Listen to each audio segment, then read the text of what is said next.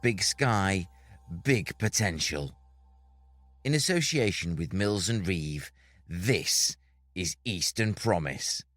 Achieving more together.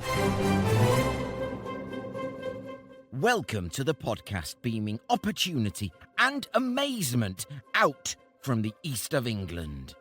This week, we bring you the awe from the floor as Eastern Promise hits the annual conference of Form the Future.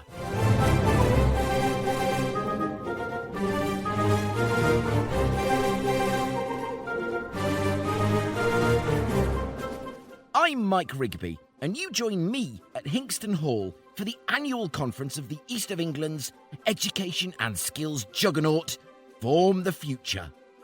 I'll be talking to CEO Anne Bailey about the event, and we'll be sharing the love for this standard bearer of inclusive opportunity, helping young people find their way through education into employment and guiding employers to their future talent.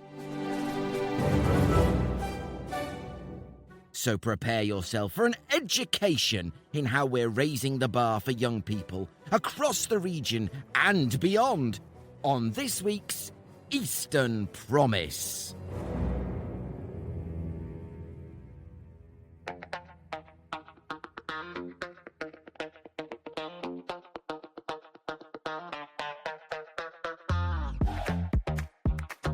Do you remember the careers advice you got at high school?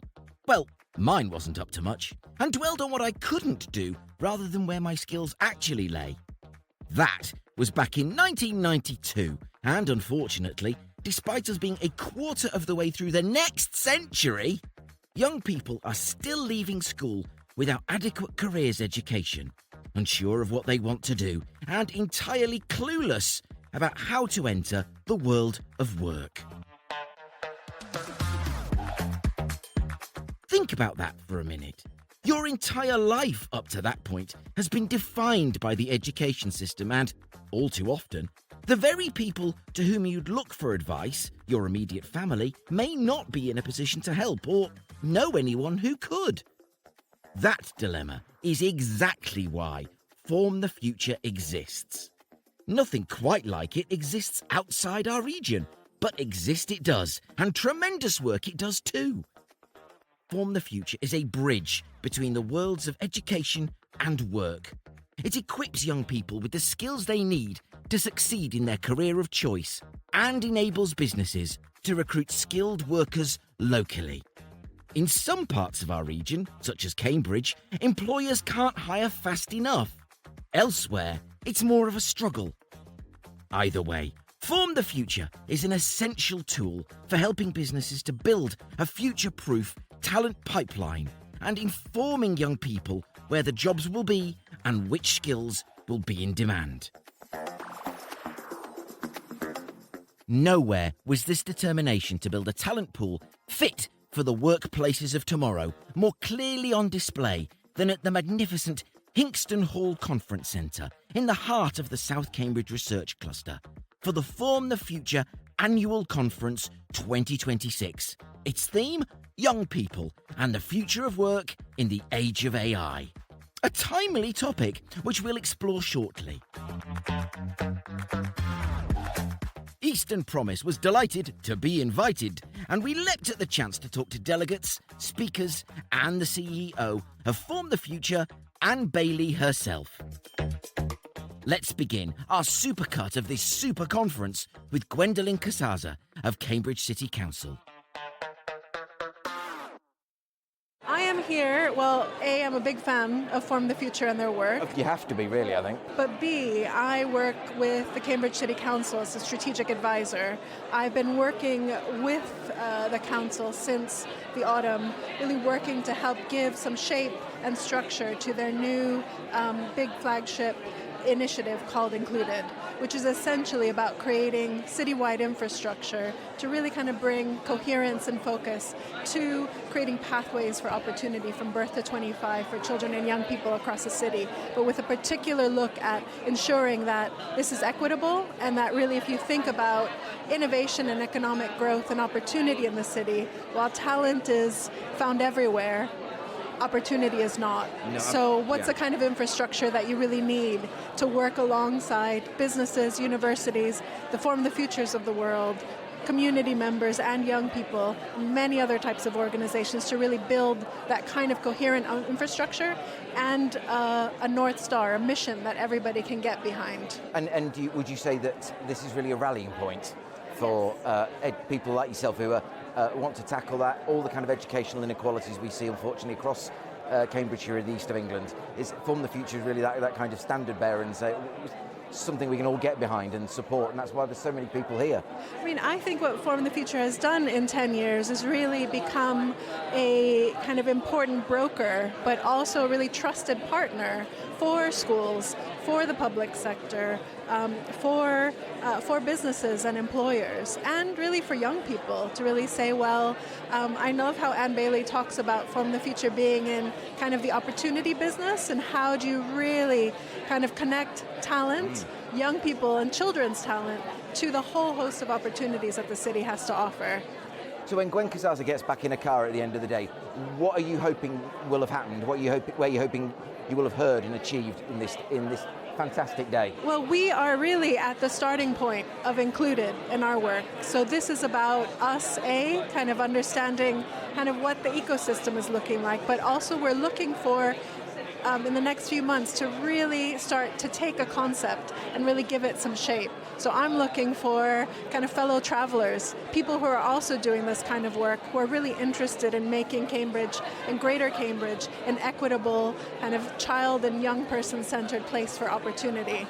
Well, you've ticked all the boxes for Eastern Promise, and we're here for you if you need us. Where do people go to find out more about Included? Oh, stay tuned. We are building kind of the infrastructure that really allows people to approach us, and we are kind of in an engagement phase. So I guess we have kind of a very simple website in the Cambridge City Council website called Included, so that is a good starting point, but we will be kind of building up kind of more visible work, including some branding that we hope to take on, working with young people, not as consultant in the brand, but as authors of the brand. So really kind of walking the walk.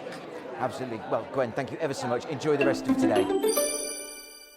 So my name's Jo Trump, and I am the principal of Hills Road Sixth Form College in Cambridge. So that's about 3,000 young people between 16 and 19 years old that are being educated here in Cambridge.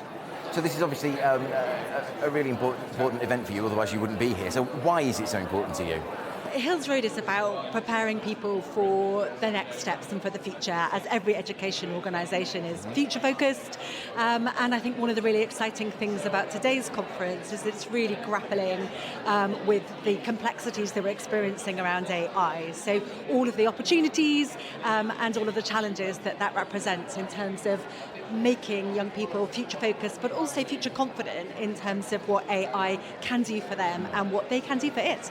So do you find your students are sort of really excited to engage but don't know where to start, or are you trying to sort of lay it out to them in a way that they can sort of not be daunted by and sort of take that to the next level? They have absolutely started. They're not waiting to start. They're not waiting for permission. And in lots of ways, they're ahead of us. And I think one of the points that was raised this morning was about, the education profession really needs to catch up. And actually, it's probably those of us who've been in the education profession for longer that probably need the confidence in terms of diving in. So our Director of Digital Strategy is here today. He's done some amazing things with AI, and we're really making progress in supporting and shaping those futures for young people. So it's a real challenge for education organisations, but it's a good challenge. So why do you think Form the Future is this kind of standard that people can rally around in the education space and the skills space from all across the region and beyond? So Form the Future is a really unique organisation, because when you work across the country and talk with colleagues as I do, organisations like this don't necessarily exist. They do not, no. So this kind of pan-regional and kind of sector-blind organisation which is a coming together at the interface between workplace and education is really unique, I think. I don't know something quite like it, and I work often across the nation in terms of the sixth form college sector in particular. So I think we should really value it and champion it and be a part of it. So when you're back at your desk tomorrow, final question, and your colleagues say, how was it? What do you want to be able to tell them? I want to be able to tell them that what we might be doing next, particularly thinking about employment and the workplace, but also really thinking about, again, about our AI strategy, that strategies are something that develop over a number of years, but AI is developing over days and weeks, as we're hearing already here today. So I think that agility to really think what we're doing with digital strategy and with technology, and particularly with the AI, is what I'll be talking to colleagues about as soon as I'm back. Joe Trump. Well, I'm Melody Brooker. I'm the head of fundraising for a charity called Villiers Park Educational Trust. And our focus is that we work with young people aged between year 10 up to year 13, working embedded in schools around the area, in areas where there are high levels of social inequality and a big disparity in educational attainment. And we work exclusively with young people on free school meals and from underrepresented backgrounds, helping them to realise the futures that they may not even understand exist for them. So we offer sustainable programmes over a 4-year period, offering one-to-one coaching in schools, employer insight days, university visits, and helping people, we're not prescriptive, but helping people to say, I'd like to see this as my future, and then working backwards and saying, how do we get there? So that is that's fantastic. I love that. Helping people to where they get there. And do you find that sometimes you have to help them in a roundabout way they may not have thought of, or tweak their ambition, slightly, but only slightly? Well, absolutely. It's our role to help people see opportunities that they aren't aware of. So most of the young people we work with may not have anyone in their family or peer group that have actually been into higher education. I put my hand up there. Absolutely, myself included. I am that person a long time ago, but I'm that person. But also may not see themselves actually moving out of the housing estate they currently live on. Perhaps they just don't know what employers are out there, what chances there might be for them. And if they do see them, they feel that that's not theirs for the taking. And it's our role to come in and to improve people's self-confidence and resilience and understanding and awareness of the fact that they do have a place in our community. And I think Cambridge as a community is a really great example of that. It's full of opportunity, it's full of affluence, but it's also, as we know, the most divided city in the UK. So there are pockets of deprivation. And we want to go into those areas because we know that these young people aren't short of potential, but they're just short of the means of actually fulfilling that potential. So it's not a lack of ambition, it's not a lack of intelligence or drive, and it's our role to help people to really channel that in a positive way that can make a difference in their own communities. What I love about this place is that there's no shortage of people like you who are really that this is not right. In a city this prosperous, it is not right that we have these problems, and you're really stepping up to deal with it. How do you relate that to today and form the future? And I'd actually just reflect on what brings you the trust here, and what makes Form the Future such an important partner for everyone in this room. Well, Form the Future works in the same space that we do. So we work alongside them. We are slightly different in that we exclusively work with young people from underrepresented backgrounds, whereas Form the Future is a much broader approach, which is obviously very needed. Our approach is also long-term, so we want to make sure that the young people we support have the confidence to put themselves forward to participate in an opportunity as presented by Form the Future. But what we so often see is that those from the less advantaged backgrounds don't have the confidence to push themselves forward. So our approach is adjacent to, it's all about finding those opportunities and helping people fulfill them, but it's work delivered over a very long-term, sustained, trust-building way so that we can marry those two opportunities together, really.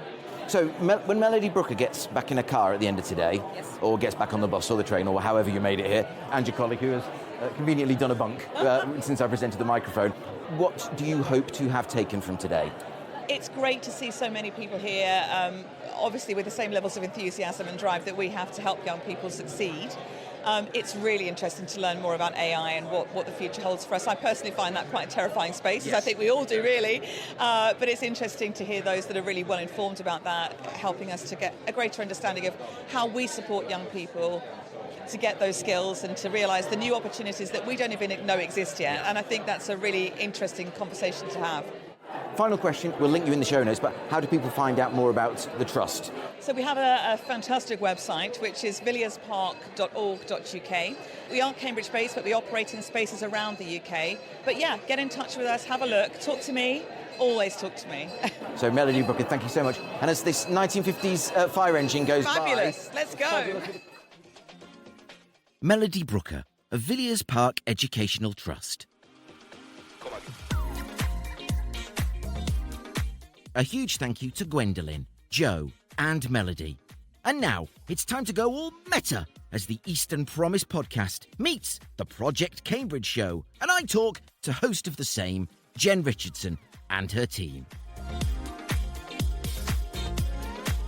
Jen Richardson, I promised Project Cambridge show, I promised we'd run into each other and I would get a clip from you, and now you're getting a clip from me. It's all going very strange. So, at the risk of asking an obvious question, why are you here? Why are we here? So I'm here, I was asked to help sort of capture some of the day for the people that unfortunately can't attend exactly, the Falls. But then also, in the true sort of, Form the Future is there to help young people and get them into careers. So I thought, right, I need someone to help with the camera equipment and the recording equipment. So we're actually here today with Drew and Lauren. So we've got students from CIC here in Cambridge.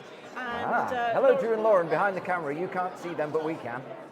And Lauren's from Long Road. They're both doing various sort of media courses. So, but to be honest with you, Mike, it's useful to have them because these young people are far more better with the tech than what I am. Yes, there's nothing worse than completing an interview and finding you didn't press the button. Didn't press the record button. I've done it before. I'm still doing it now. I'm not saying I've done it today. Form the Future really, I'm going to repeat a phrase that people hear a lot in this recording, like a standard bearer, a rallying point for anyone who cares about this thing, it's skills. I mean, just what you're doing is fantastic and really important, giving these young people a chance to get some real hands-on experience. So what do you make of that? And what is the Project Cambridge show looking to take from this event? I do quite a bit with Form the Future as an ambassador, so I go into schools and colleges and talk to young people because I feel that was really missing when I was at school, to have, to actually have people that are coming in from outside and talking to you about the real world. So it's something that I really missed and something I'm really, really passionate, Mike, about taking forward.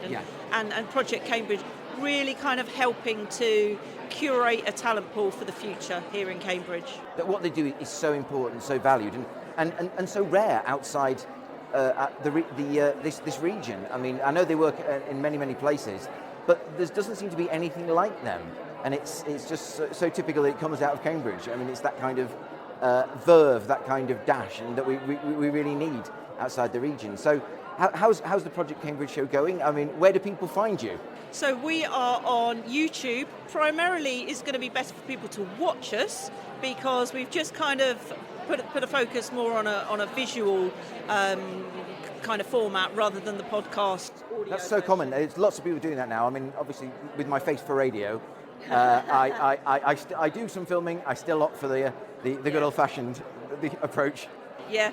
And you can also, if you prefer to listen on audio in the car or running, you can still find us on Spotify and Apple Podcasts and, of course, our website. But what we really like to do now is get up close and personal and sit and chat to people face to face because we think there's much more of a sort of personal touch there. Catherine Chapman, of course. What a great place to start your new format. My hat is off to you. She's a really interesting cookie and a very, very talented cookie. So not only is she a real powerhouse in Cambridge and beyond, as we know for Innovate Cambridge, she is a superb runner, for example. She's a grade 8 pianist. I mean, it's only when you really get talking to people that you find out what they are and who they are outside of their jobs, wouldn't you say? Absolutely, yes. Brilliant. Absolutely fantastic, Jen. Thank you so much. Is there anything else I can tempt you to say on Mike? The only thing I would really love to say is on the 12th of April 2026, we are doing the Project Cambridge charity skydive in aid of Arthur Rank Hospice. and we'd love some people to get involved with that as skydivers. So if you want to reach out to me or to Mike, I'm sure he'll put you in touch. Of course I will. We would love to have some more people. I hope I can be there and to capture you. That would be amazing falling as well. from the sky. That would be, I'm not jumping out of a plane, but I will definitely want to capture the moment when you reach terra firma again. Yeah. So Jen, what a fantastic job you're doing for Cambridge, for the Arthur Rank Hospice as well, and to be here to capture this event. I feel like I'm not sure. I don't know either. The dynamics are weird, but I really appreciate your time this morning. I appreciate yours. You're a top bloke, Mike. Thank you very much. It was a huge pleasure to chat with Jen, who I spotted all over the event. We'll return to the Form the Future annual conference shortly. And now it's time for a reminder of Eastern Insight.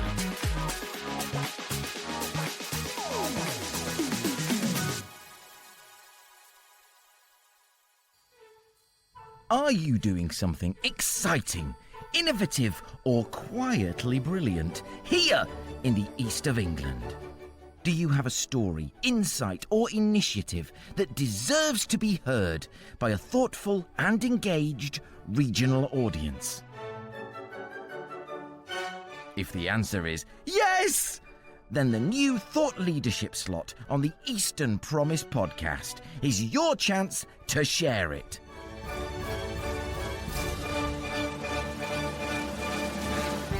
Presenting Eastern Insight, a new segment of the Eastern Promise podcast, giving you, your team, your charity or organisation up to 3 minutes to highlight something positive, a project, partnership, community initiative or idea that reflects our region at its best.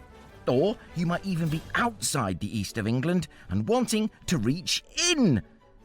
Eastern Insight is your opportunity to speak in your own words about the work you're doing to make your part of the East of England thrive.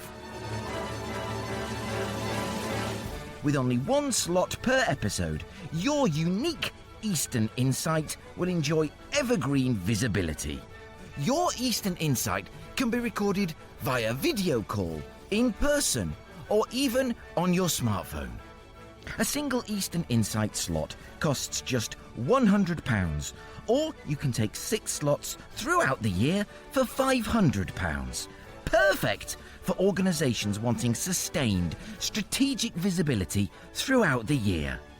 Email podcast@easternpromise.org.uk or get in touch via the Eastern Promise website, easternpromise.org.uk, and click on the contact button.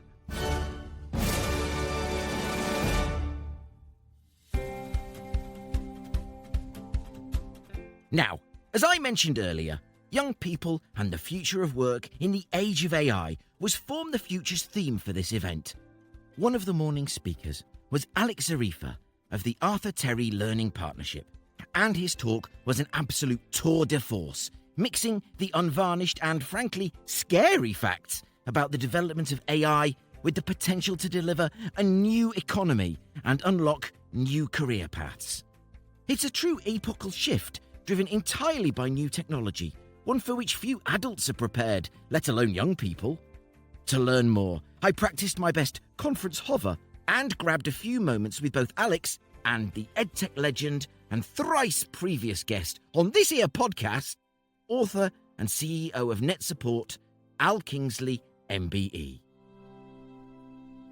The legend that is Al Kingsley, MBE. Really good to see you here. How much have you managed to catch for this so far? I think the technical term is I've sneaked in midway through shame in that. And just spent the rest of the time feeding off some very energetic and enthusiastic, kind of really bringing focus around from all the waffle to the really key stuff about what's happening with AI and the strands we like to think about. So what's your role here later today in the rest of the show? Well, normally I would say I'm here to be disruptive, but the general gist of it is one of the strands of talking here is about AI, how it weaves into skills and the education landscape and the curriculum. And I think has already been shared this morning, there's a natural persuasion that if we follow the normal approach for how we iterate in education, we wait for governments to give us a steer, we're always going to be chasing our tail. Yeah. Actually, AI legislation tends to be, let's put in place step by step the rules to stop and block rather than the rules that allow safe innovation. So it's really about sharing how about there is a pathway. It isn't about AI as the panacea to anything, but the workplace has already decided on a trajectory, and education needs to find ways safely, securely, and as always, evidence-informed comes first, ways to use best practice, speak to the right people, get the right steer, so that we can build confidence. And that's the strand, I guess. Well, on that note, Alex, could you just briefly introduce yourself and what you do for our listeners? I mean, Al's been on the podcast many times.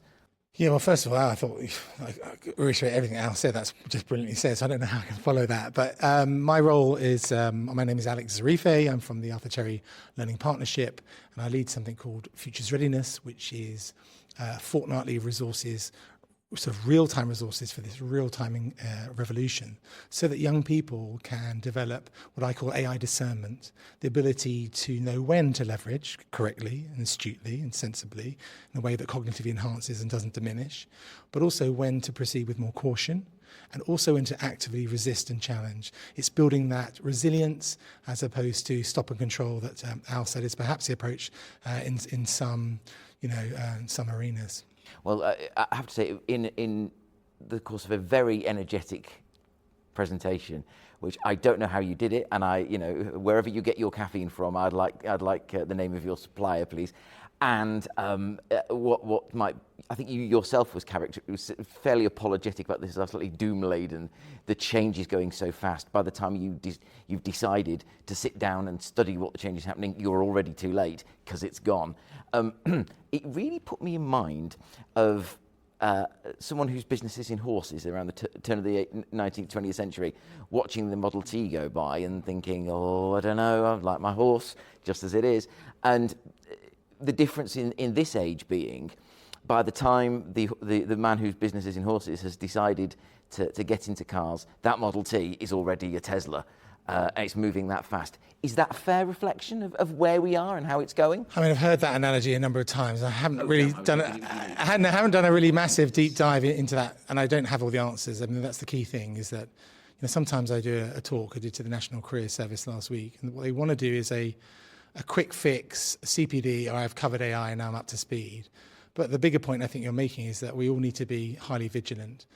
But the work that I do is about taking that burden off teachers, off careers leaders, and off sector educational leaders, MAT leaders, so that they can focus on the strategic day-to-day running, and I can give them the wider holistic piece of what's happening. So my work is for both the staff and the students to make sense of fast-paced change, because no one else is doing that piece about the implications. The implications are landing now, and the implications that are evidently coming, and allowing those young people to wrestle in real time with what all this means, because no one else is doing that piece. Everyone's doing about technical applications, how can I enhance, the current teaching, or save time on marking, or save time on planning, but actually no one's doing the most important piece, which is what I call the holistic preparedness piece. So I don't have the answer to that. I don't think it's going to be, I think in my talk I talked about it, I don't think it's a perfect mirror. I don't claim to have a brilliant answer in this, but I do think there's going to be lots of, with the jagged capabilities of AI, there's going to be loads of space for humans in the sort of short term, as Demis said, to really capitalize on these tools. If you have domain expertise, if you have a passion. So yes, there's going to be lots of opportunities, but at the same time, significant disruption simultaneously, which is the big picture about AI as well, isn't it? Incredible opportunity, but also great dangers. And if we're not paying attention, the future will happen to us. And today's conference is about forming the future. And that's why I'm here to talk and learn with the likes of Al and others and all the colleagues to think about what can each of us do to help people make sense of this crazy exponential that we're on. I was just going to add, I love that, because I think the thing that I really picked up on is we're talking about AI and the technology, but very much your focus is in the human sense. And I think we often see this is all new for us, how are we going to cope? You know, over many decades, the context of digital disruption is something that's crossed society in all different ways. We talked at the very simplest level in education of a digital divide. Children have access to technology and AI. You know, a generation ago, it was those who had access to a web browser versus not. Before that, it's who had a copy of encyclopedia versus not, who had support from parents, probably the biggest one in terms of acquisition. And the digital disruption model we've seen from, you know, imagine this person who had nothing but a bookshop and turned it into a global store, or someone with VHS cassettes who became the biggest, the Netflix analogy. The digital disruption idea is that we always have a point where we keep adding and adding to technology to the point it's way beyond what the user needs, and we reset and we disrupt and we bring. This is absolutely, I think I heard the fracture, the fissure, the chasm, and all sorts mentioned. This is that point where actually fear is the natural driver, but if you bring the right evidence and form to it, there is an equal amount of opportunity. Education is just not a sector, hallelujah, that says our success is measured by how quickly. It has to be safely, it has to be evidently informed. But these kind of challenges and conversations are just what we need in the sector. Al, can I jump in there, Mike, as well? Sorry, is that you know, I think everyone's talking about ed tech and ped tech and bringing AI and bringing, for example, further technologies into the classroom. But I actually think that we actually need to, and others have said this, including Dario Amodei, is revert back to some of the more basic things like finding your purpose, finding your passion, as opposed to a one-size-fits-all, finding your interests and developing your human sense of skills. So actually, in some ways, I'm advocating for the opposite of, you know, racing towards more and more technological use, apart from it when it's used appropriately to sort of extend oneself. But I think we need to get away from the optimization of preparing for a test, because I truly think this is ill preparing our young people. I think I've got a job you might be interested in, because I've spent the last 2 years working with the OECD on their measure, the PISA rankings around the world, which is the best education system, to one that promotes human flourishing. Sounds really grand, doesn't it? It sounds like a reimagining of... But it's love of learning, the arts, big creativity, innovation, imagination, critical thinking, resilience. Yes. What gives us a sense of awe and wonder of a painting or arts? Now, the point is, all of those are the soft skills we've taken for granted for years that are now the power skills. And the grapple we have is those human skills are what we're going to need most in a future AI landscape. But how in heck do we measure that in an academic sense? This feels very much like we're representing the education that I came up with in the 80s and early 90s, where I don't recall any of my lessons on grammar, but I do recall being taught to create and how to find one's passion. And what you say chimes exactly with a talk I gave to the FSB, at the end of last year, where they wanted to know PR on a shoestring, and I sort of waved my phone in the air and said, "We all know you've got one of these. Well, if you've got one of these, that's all you need. Be you. You're the one with the most experience in the world at being who you are, and just embrace that, because you will find. I mean, this is an experience I took from university. You will find your audience." But one thing I wanted to come on to just quickly, so we can all go and eat, is that you were. I love the fact you were encouraging people to embrace it and not to wait. Because in my sort of backstory experience of working in Parliament is experts never tend to get on committees or ministerial offices because they are, well, experts. And the upper reaches of the civil servants are largely generalists who are suspicious of expertise because it makes them look redundant. How then do we seize, how would you tell people to seize the opportunities for themselves and not wait? What are the key actions you must do to not wait for permission? You know, ask for forgiveness, not permission, and go for it. It's a very tricky balance because, you know, if you go into the wild now, the risks out there, without being first prepared for that, then you're exposing yourself to incredible risks. So yes, it's experimentation, but it's got to be experimentation that's been you've first been armoured to know, like I said, AI discernment, because it's not just jumping in. I mean, look at the example I gave of Deloitte, the high profile. What about the damage to their reputation from putting out a really dodgy AI-generated report and costing them $440,000 to repay to the Australian government? So yes, experimentation, but first, you can't throw these young people, and they call them digital natives. No, they're more exposed and more vulnerable. It really is a wild west. And, I could tell you all kinds of things that have happened that young people are already completely exposed and don't even know the harms, whether it's cognitive offload that we talk about a lot, but gradual disempowerment.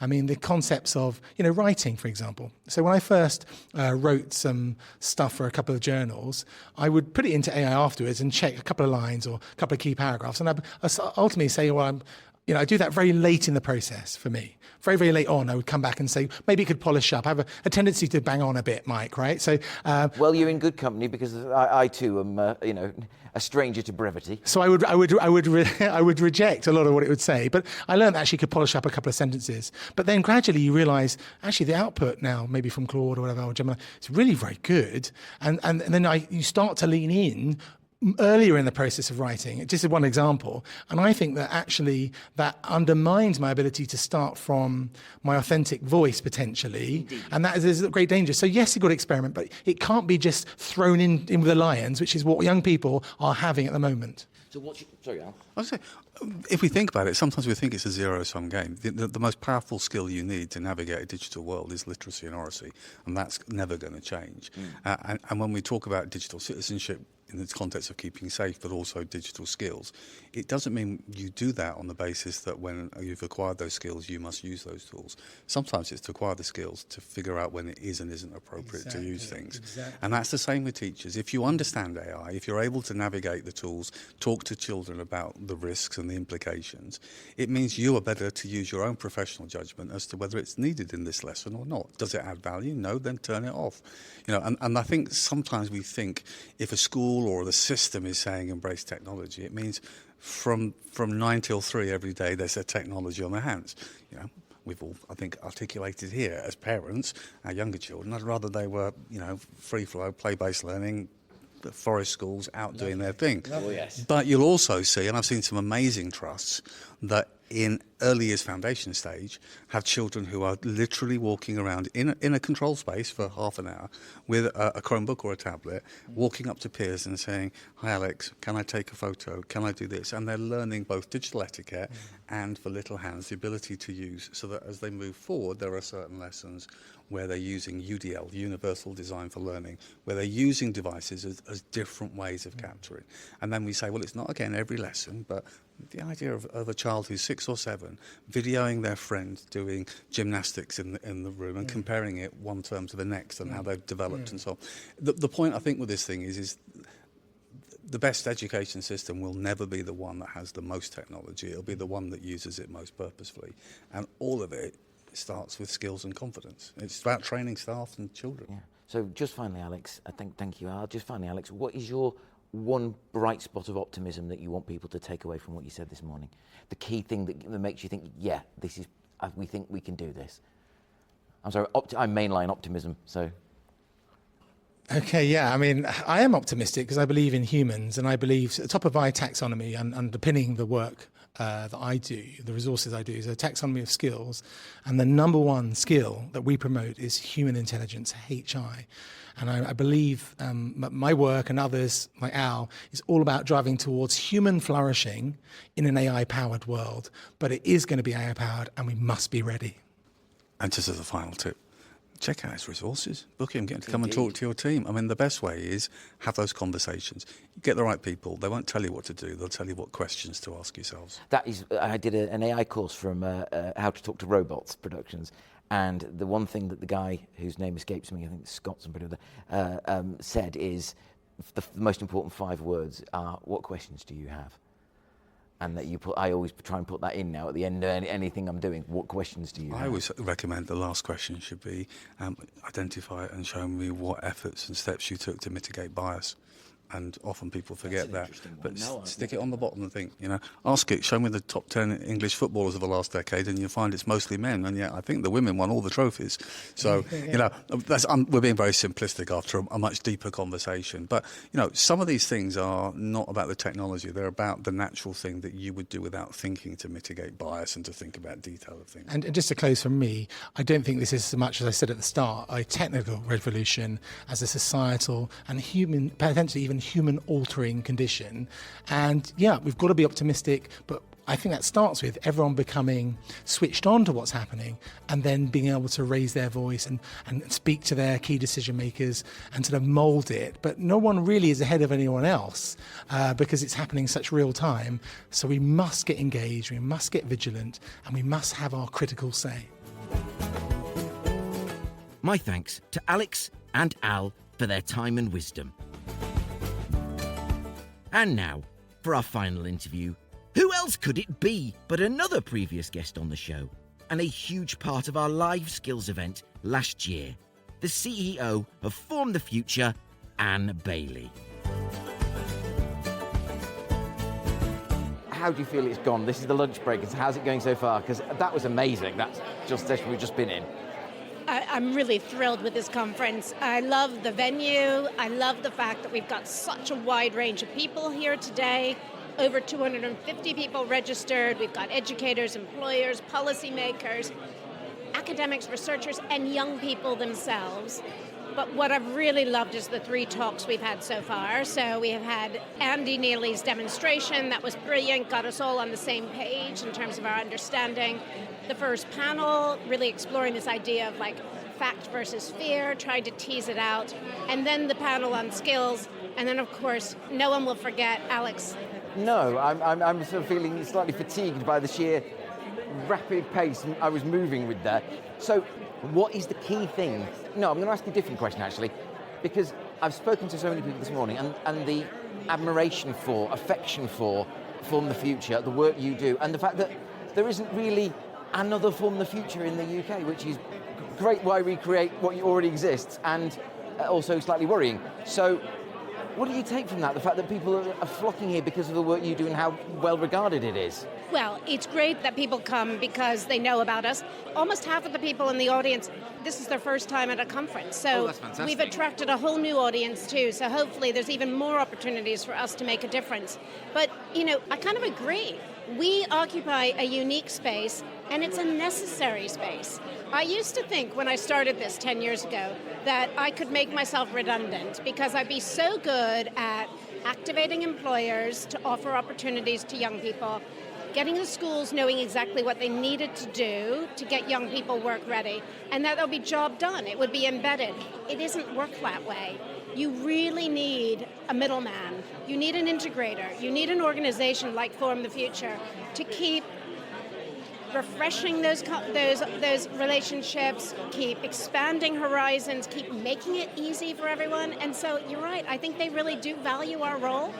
We would love to be everywhere that we're needed. We'd love to be right across Norfolk and Suffolk, and I've told you that before. Well, I'm going to work on making that happen.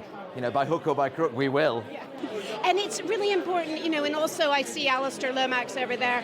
We're really interested in the work across the whole of the Oxford to Cambridge corridor. Indeed. And any place in the UK that isn't currently preparing young people to make the most of the opportunities in the future, they're missing a trick. People are potential. People deserve to fulfill their potential. And actually, I'm afraid to say, one of the things that our colleague Alex, who's just been speaking, has said, some of the traditional ways of teaching and learning aren't going far enough and aren't really equipping young people with everything they need to succeed. So opportunities like this to come together, reflect together on what's going to really get young people work ready to face the challenges in our VUCA world, is essential. So tomorrow morning, or whenever you resurface after this mammoth event, what will Anne Bailey think of, and Steve Thompson and all the rest of the team think of, job well done? What will that look like, that job well done, going forward? Well, I think I'm going to be asking everyone a question at the end of the day, kind of what are they thinking now? What do they want to do? Because I just want to make sure we've sparked new ideas, new thinking, new commitment. A good result is that people are re-engaged, really taking this seriously. I know I've already come up with ideas for new things we need to be doing. We need to do a lot more with parents. We need to really help parents navigate this world of uncertainty. Yes, and so, I'm just not, it's no holds barred now. We're going to basically take all of the things we've been talking about today, and we're going to put it in front of parents who want to hear it, need to hear it. Yeah. But I think also, we're also going to keep challenging the education system to stop thinking the sort of careers work that we do is a nice to have or something on the fringes, something to do once the proper job of educating has been done. Actually, this is where it starts. That proper guidance, that knowledge of what's out there and where your capability lies and where it'll take you, rather than, well, these are the career paths open to you, figure it out. And you know what? I think one of the biggest revelations for me today so far has been the point that as long as we can help young people really know themselves, you are you, I am me, I know myself better than anyone else, and if I know myself, and I know what drives me, I know what gets me out of bed, I know what my values are. Jordan's talked a lot about the values and the importance of values in recruitment. And actually, the more we equip young people to really know themselves, the better equipped they're going to be to navigate their careers in an uncertain world. And we can't fit them into a jelly mold because that, based on our own experiences, it's all changing too fast. Exactly, it's all changing. It is literally, it's like nailing jelly to a wall right now if you're going to try to make sense of what's going on. Fantastic. I mean, I could go on and ask you, what's the one thing you want people to do after leaving this conference today? Apart from, become ambassadors, support Form the Future going forward. Gosh, there's so many things. I mean, I want them to wake up, and I really want them to take this seriously, and I want them to think, what do I need to do? We can't go forward the way we've been going in the past. The world is changing, and we need to be open to those possibilities and ready to embrace the uncertainty, do things differently. It's a good challenge. I'm very bad at saying one thing. I mean, if you're an employer, get in touch with us. We need to work with you. Yes. We want to be talking to you about creating new opportunities for young people, for work experience, for internships, for apprenticeships. Come to our careers talks, get involved. We need you more than ever. If you're a school and you don't already have Form the Future supporting and enabling your careers program, give us a call. We're here, we can help. If you're a parent, look out for those events we're going to be running. Equip yourself, become aware, know what you need to do. We're here to support you and help in these really challenging times. It's hard to raise a child. We can help. And if you're a young person, dream big. Really, really hold on to the future possibilities. I don't want any young person feeling demoralized, scared, or fearful about the future. I want them to feel fit for the future, and I want them to believe in themselves. So there's a lot we can do to make, I know Eastern Promise is all about good news stories. I genuinely think we can make this a good news story, but we're not going to be a good news story if we close our eyes, put blinders on, and just do what we've always done. We need to rise to the challenge, and Eastern Promise, absolutely. We love you, we love Form the Future, we love what you do, it's so important, and we will always be there for you. I mean, if you're in Norfolk and Suffolk, just look, you've got Michelle Thatcher from Huntingdonshire District Council right there, the Chief Executive. You've got Raspberry Pi Foundation. Really important people here, know what you do and value it. Thank you, Anne. Thank you, Mike. My thanks to Anne, to Steve Thompson, all the team at Form the Future, and everyone to whom we spoke that day. For more information about Form the Future, visit formthefuture.org.uk or follow the link in the notes to this podcast.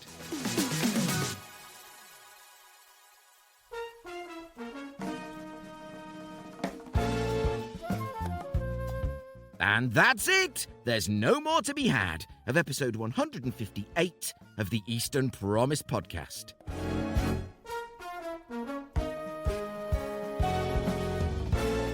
I have been Mike Rigby, and I will be so again imminently when I'll be coming to you from the Norfolk Farming Conference.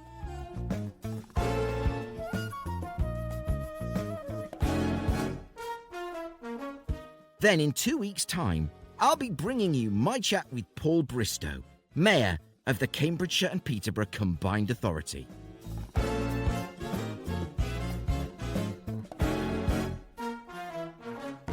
We'll be discussing the Combined Authority's Local Growth Plan, which really is a confident, outward-looking document. We'll talk about the Cambridge-Manchester Partnership and the place of Cambridgeshire and Peterborough within the wider region. That's in 2 weeks' time. So until then, bye for now. To hear other episodes of the Eastern Promise podcast, And to find out more about what we do, go to our website at easternpromise.org.uk. Eastern Promise is a Pudding Shed production in proud association with Mills and Reeve, achieving more together.